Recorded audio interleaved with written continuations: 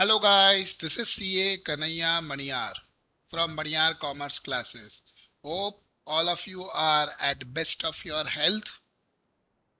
आपको सबको पता ही है कि 10th के बच्चों को उन्होंने पास कर दिया है, whether it is state board or CBSE board.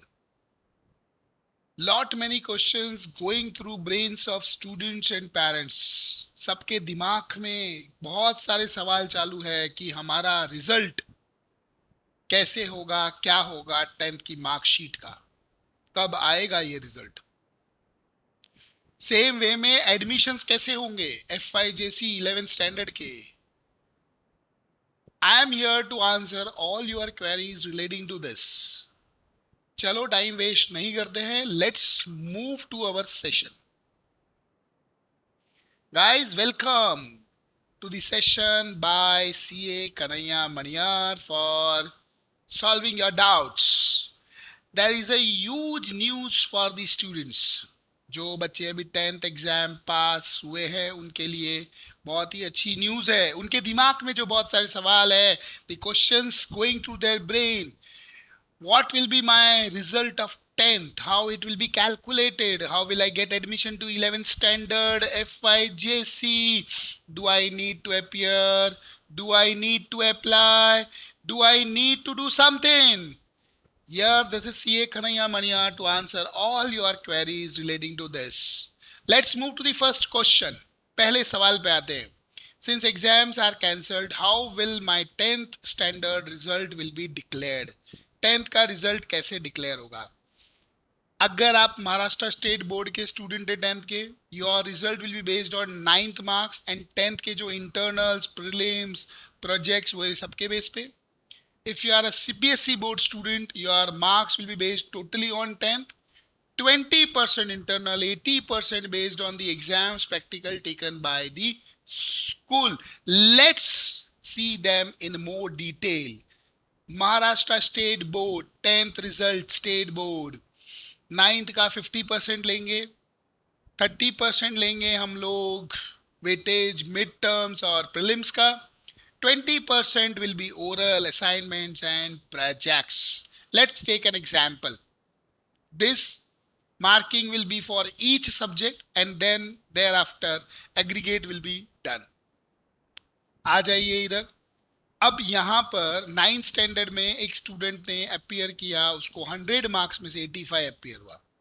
100 में से 85 अपियर हुआ तो 50 में से कितना होगा, प्रोपोर्शनेट बनाना है हमको 42.5. देखिए पहला हमारा यही था 50% based on 9th standard. Next आता है 30% based on prelims, mid term and others. तो देखिए हमारी एक्सटर्नल या मिड टर्म जो बोल सकते हैं, टर्मिनल या मिड टर्म, वो है 50 मार्क्स की, उसमें से 37 आया. प्रीलिम्स 100 मार्क्स 80 आया. अदर टेस्ट 50 मार्क्स 33 आया. टोटल की तो 200 मार्क्स में से 150 आए. 200 में से 150 मार्क्स आए तो 30 में से कितने आएंगे, बरोबर? तो ये आते हैं 22.5.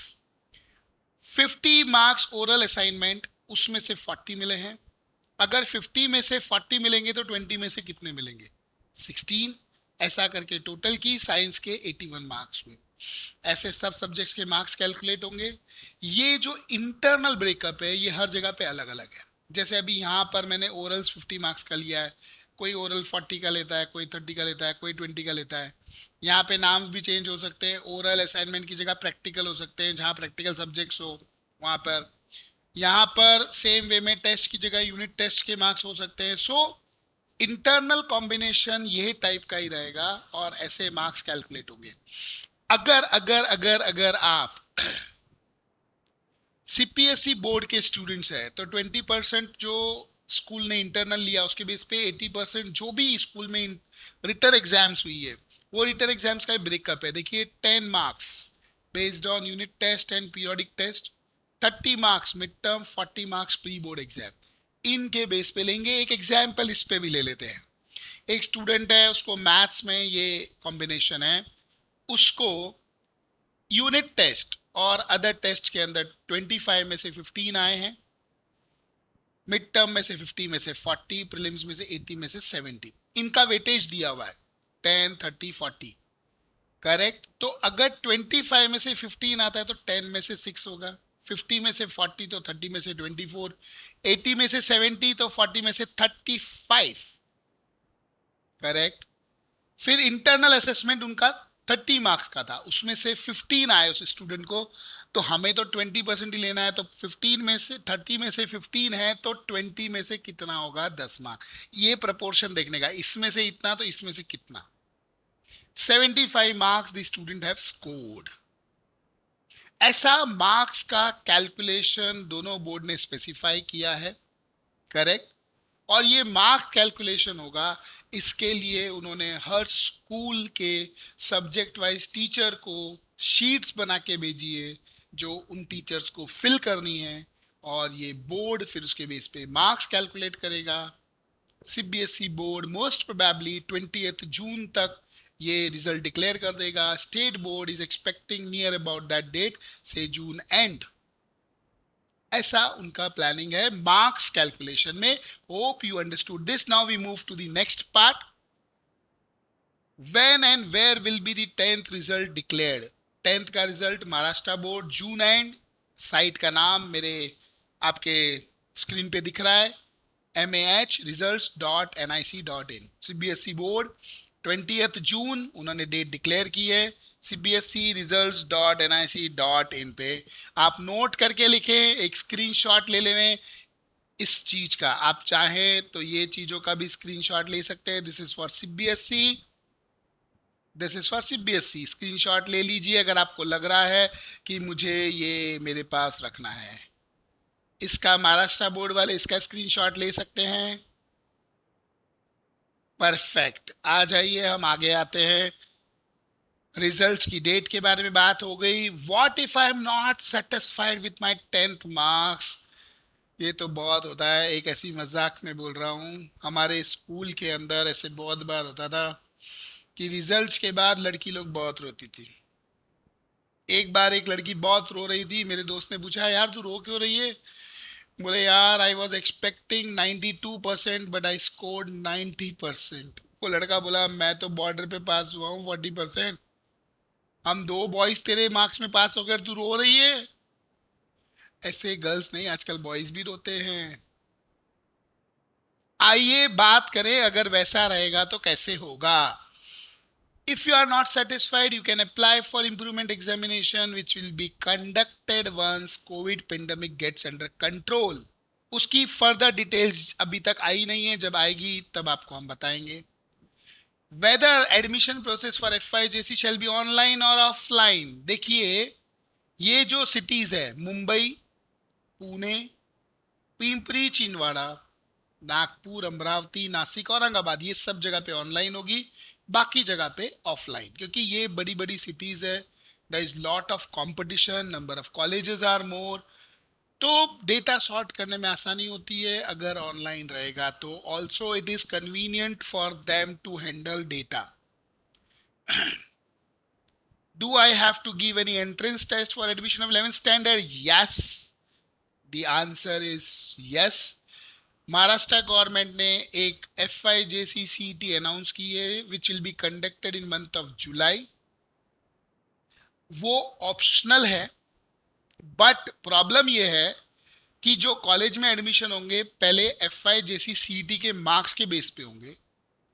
One seat are exhausted by that, और कुछ सीट्स बची तो आपके 10th के बेस पे देंगे। मतलब अगर आपने FIJC-CET एग्जाम नहीं दिया तो यू नीड टू रिलैक्स, आपको वेट करना है। FIJC-CET एडमिशंस हो गए, फिर कॉलेज में सीट बचेगी तो वो लोग आपको बोलेंगे, तब आपको 10th के बेस पे एडमिशन मिलेगा। So it is always a sensible decision to give FIJC-CET। Correct. नहीं तो पता चला अच्छे कॉलेज में सीट्स खत्म, आप वेट करते रह गए। Correct guys.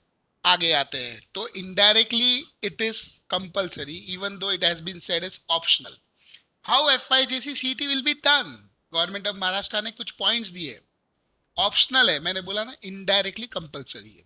100 marks MCQs, 2 hours, OMR sheet के ऊपर एग्जाम होगा। ओएमआर शीट जो होती है कुछ ऐसी होगी जिसमें आपको गोले गोले करने हैं, बराबर। अभी आजकल कॉमन है, बहुत सारी कॉम्पिटिटिव एग्जाम में होता है।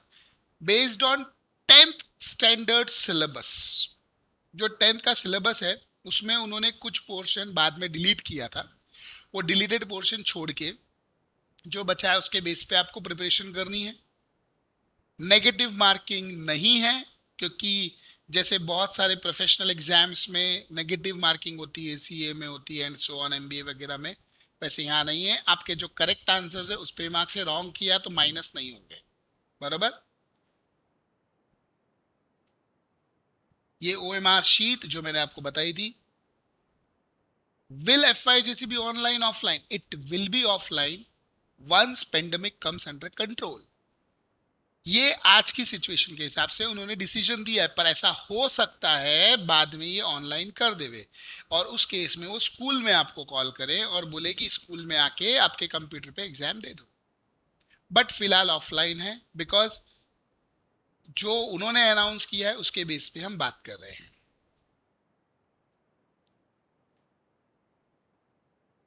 Will the admission process be wholly on based on this? No, because पहले वो लोग इसके बेस पे सीट्स देंगे और कुछ बच गई तो 10th स्टैंडर्ड के रिजल्ट के बेस पे अलॉट करेंगे। तो it is sensible to always appear exam, because आपको अच्छा कॉलेज मिलेगा और आपके पास ऑप्शन है। CBSE guys, do you need to give this exam? Definitely CBSE वालों को तो देना ही पड़ेगा, बिकॉज सीबीएसई वाले बच्चे जो होते हैं वो बच्चों के लिए तो बोर्ड ही चेंज हो रहा है। महाराष्ट्र बोर्ड से सीबीएसई बोर्ड से महाराष्ट्र बोर्ड आ रहे हैं। वैसे मैंने मेरे पहले वाले लेक्चर के अंदर, वीडियो के अंदर भी बोला था, करियर गाइडेंस सेमिनार्स में भी बोला था कि कौन सा बोर्ड कब सिलेक्ट करना है। सीबीएसई बोर्ड कभी सिलेक्ट करना चाहिए, महाराष्ट्र बोर्ड कभी सिलेक्ट करना चाहिए, इसके बारे में मैंने डिटेल में बात की थी। So you might be knowing this. So presuming you are a CBSE student and you want to shift to Maharashtra board 11th 12th junior college, definitely you need to give exam. Do I have to give different exam as per stream I choose? No, there is a common entrance test. आपको चाहे 10th के बाद science लेना हो, commerce लेना हो, arts लेना हो, एग्जाम सेम ही रहने वाली है। Should I wait for CET exam dates? CET exam dates के लिए आप क्यों वेट करना चाहते हो? एग्जाम की तारीख जानने के लिए ना, कि पढ़ाई करने के लिए? अगर आप पढ़ाई करने के लिए वेट करना चाहते हो तो आप महान हो प्रभु, महान हो आप, क्योंकि प्रिपरेशन तो करनी पड़ेगी। 10th की पढ़ाई छोड़े हुए आपको 2 महीने हो गए हैं। अच्छा, जो सीबीएसई वाले बच्चे हैं उनको महाराष्ट्र बोर्ड के 10th के सिलेबस थोड़ा पढ़ना तो पड़ेगा, थोड़ा थोड़ा इधर उधर quick revision.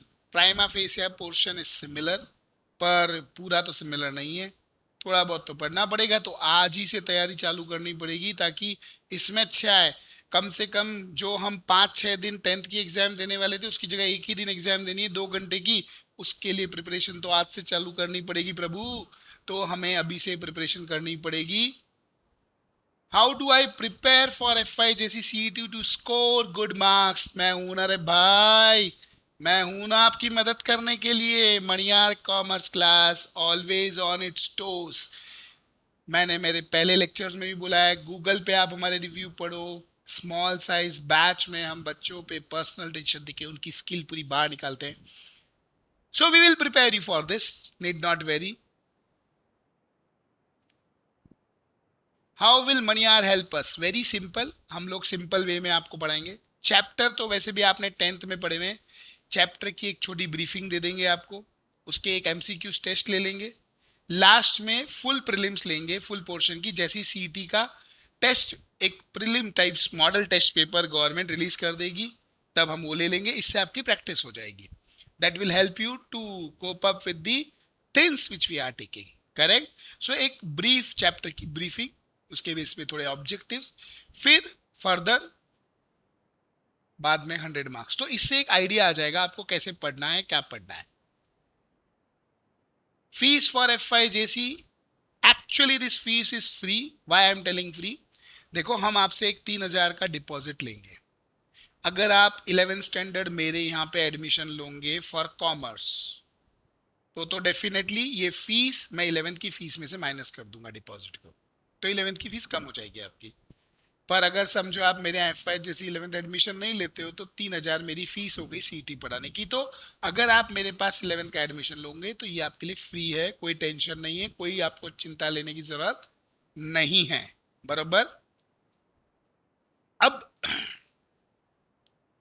When can I join Maniyar? Obviously अभी ज्वाइन करना है। और इन दी मीन टाइम थोड़ा 10th का बुक्स निकाल लेने का, थोड़ा पढ़ना चालू करने का। क्या है, क्योंकि मैं तो ब्रीफिंग दूंगा, जब ब्रीफिंग दूंगा तो प्रिज्यूम्ड है ना 10th पढ़े हो आप। तो ज्वाइन करो फटाफट, ताकि जैसे ही आप आए हम बैच चालू करें और आप पढ़ना चालू करें। अब इंपॉर्टेंट पॉइंट कि सर हम सीईटी पढ़ेंगे तो 11th नहीं पढ़े, गलत बात। देखो, सीईटी की एग्जाम जुलाई में होगी, जुलाई के बाद इसका रिजल्ट आएगा, फिर कॉलेज एडमिशन चालू होंगे, दिवाली तो ऐसी आ जाएगी। अब मुझे एक बात बताओ, आपको 12th में अच्छे मार्क्स चाहिए कि 11th में अच्छे मार्क्स चाहिए? Are you worried about 11th marks और 12th marks? Definitely you are worried about your 12th marks. Also आप में से जो लोग प्रोफेशनल कोर्स करेंगे 12th के बाद, तो उन सब के लिए फाउंडेशन अच्छी रहनी चाहिए। तो हमें 11th और सीईटी दोनों पढ़ना पड़ेगा, दोनों साथ साथ पढ़ना पड़ेगा। मतलब समझो, एक एग्जांपल दे रहा हूँ, वीक में 2 दिन हम आपको सीटी पढ़ा देंगे, वीक में 3 दिन हम आपको, 4 दिन आपको एफ आई जेसी पढ़ाएंगे, सो दैट हमारी प्रिपरेशन अच्छी हो। क्योंकि एफ आई जेसी में कॉमर्स के नए सब्जेक्ट चालू होते हैं, जो अगर आप अच्छे से नहीं पढ़े तो 12th का बेस नहीं बनेगा, और 12th का बेस नहीं बनेगा तो 12th में कहाँ से मार्क्स आएंगे, और 12th में मार्क्स नहीं आएंगे तो आगे प्रोफेशनल एग्जाम्स और सब गाड़ी उल्ट हो जाएगी। लास्ट ईयर बहुत सारे बच्चों ने पेंडेमिक के समय यही किया, 11th के एडमिशन नहीं ज्वाइन किए, 11th के एडमिशन चल रहे थे पोस्ट दिवाली। इनफैक्ट कुछ बच्चों को जैन तक कॉलेज में एडमिशन मिल रहा था। प्रॉब्लम ये हो गई कि जब वो 12th में आए उनको टन टन गोपाल, क्योंकि 11th में कुछ पढ़ा ही नहीं तो समझेगा कैसे 12th में। हाँ, आपको करना है, आप कर सकते हो, मैं आपको सजेशन दूंगा, 11th अच्छे से पढ़ो ताकि 12th पढ़ने में मजा आए आपको। Let's move. Limited seats, enroll fast. Thank you so much for patiently listening to me. Any detail about us, you have still some query, you can always call me, WhatsApp me, because WhatsApp पे मैं मिलूंगा, आपका सवाल का जवाब दे दूंगा। Still you need some help, you can definitely call back, कोई issue नहीं है। Thank you very much, bye, all the best. अगर आपको ये वीडियो अच्छा लगा, आपको लगता है ये हेल्पफुल था आपके लिए, अपने फ्रेंड्स को, रिलेटिव्स को व्हाट्सएप पे फॉरवर्ड कीजिए, टेलीग्राम पे फॉरवर्ड कीजिए, इंस्टा पे पोस्ट कीजिए, फेसबुक पे पोस्ट कीजिए, आई डोंट माइंड। मेरा ऑब्जेक्टिव यह है कि बच्चों को पता चलना चाहिए। आप मेरे यहाँ क्लास करो नहीं करो वो अलग किस्सा है, पर बच्चों को उनकी मार्किंग के बारे में, उनको प्रिपरेशन करनी इसके बारे में पता चले, so that they start preparing. आप मेरे पास एडमिशन नहीं लो तो भी मुझे बुरा नहीं लगे, पर एटलीस्ट बच्चों को पढ़ने को स्टार्ट करना पड़े, ये बात उनको पता चले। धन्यवाद, thank you very much, see you, bye, all the best.